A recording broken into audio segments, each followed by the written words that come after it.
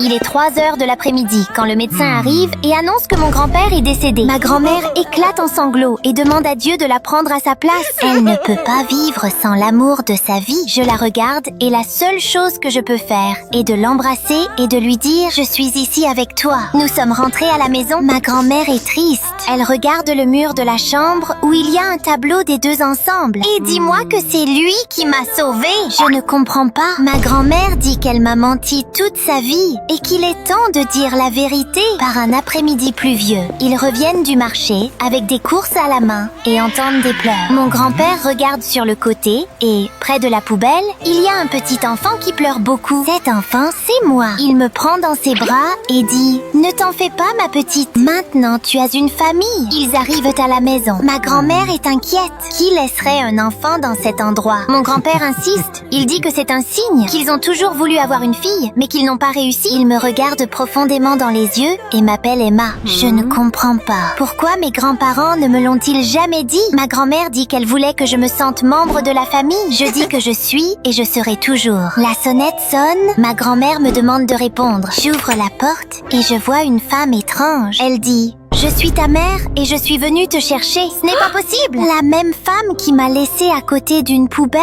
veut m'emmener. Ma grand-mère apparaît derrière moi et demande « C'est qui ?» La femme entre chez nous et dit qu'elle a attendu longtemps pour cela. Elle raconte que je lui ai été volée et commence à pleurer. Ma grand-mère se dispute avec elle. Elle dit qu'elle m'a trouvée avec les ordures et que je ne vais nulle part. La femme prend le téléphone et appelle la police. Mais d'abord, le commentaire le plus insolite remporte un rechargement de « Mais tu dois inclure cet emoji, mettre un j'aime et t'abonner.